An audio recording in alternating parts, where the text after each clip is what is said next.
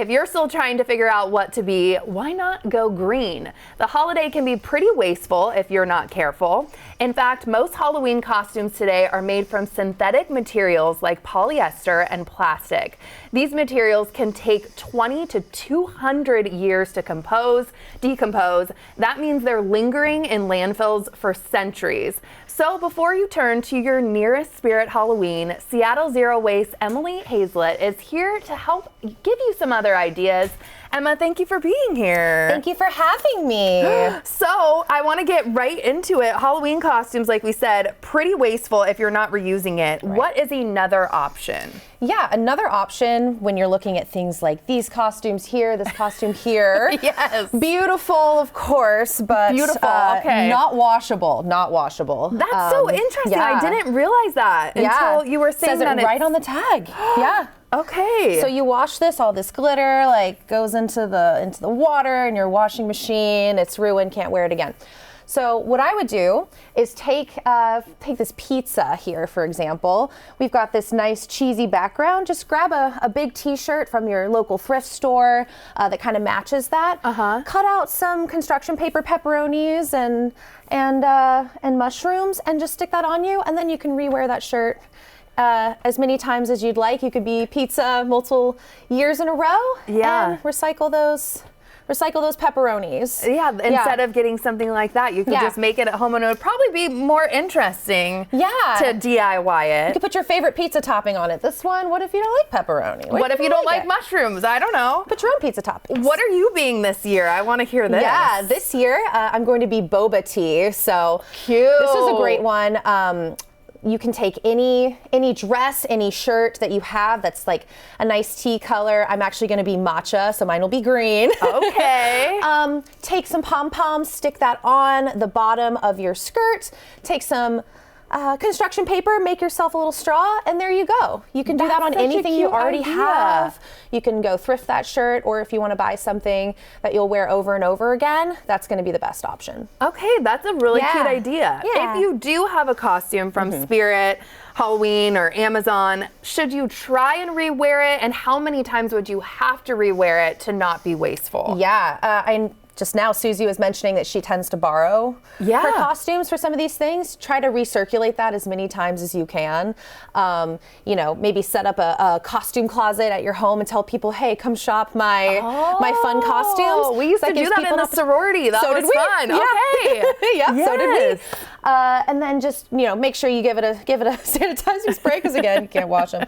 But make sure you use them as many times as possible. The best thing that you can do is use what you already have. If you don't have to go to the store at all to get a costume, that's going to be your best option. Win-win. Shop your closet. Yeah. And thrift stores too. Do you have any tips when you're going in there also? Yeah, I would say, I know that we're on the week of Halloween, so it's a little late, but shop early, shop often, so that if you don't find what you're looking for at one place, you can go to another place and find something. And just make sure that you're looking for quality materials, so that if you do buy something, you're going to have it for a long time. Amazing. We're moving on to candy. We did our research and we found every year the U.S. produces 600 million pounds of candy for Halloween, which also generates a lot of waste since so many are wrapped in plastic. How can we be more mindful of what we're passing out to kids on Halloween? Yeah, and I'm not going to be the one to say don't pass out candy on Halloween. Come on, it's Halloween.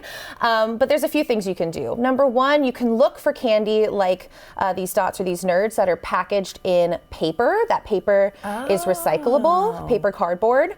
You can look for candies with natural ingredients, things that are better for you. And if you do end up going with the plastic wrapped candy, just know that that's not recyclable in the curbside in Seattle.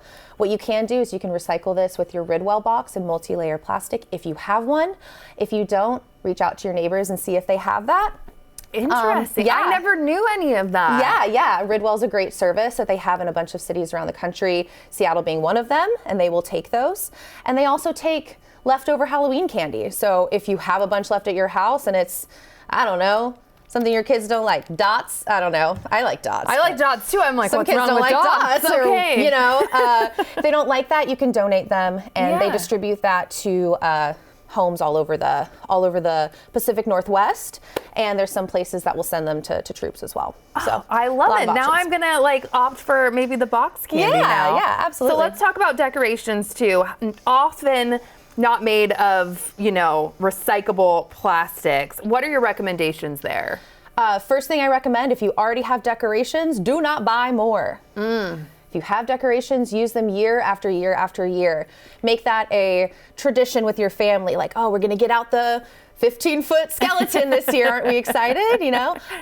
We're going to bring out those heirlooms that we've had forever. And of course, thrift stores are filled with decorations, both for Halloween and for the Christmas and winter holidays that are coming up.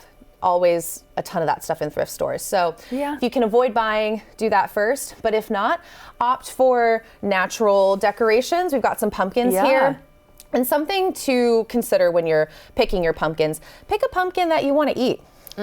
Because a lot of the pumpkins that are for decoration are not that tasty. So if you pick one that maybe you keep it out for a week, you put some, some non-toxic marker or something like that to draw it on the outside rather than carving it, then you can use that again. You can make pumpkin pie.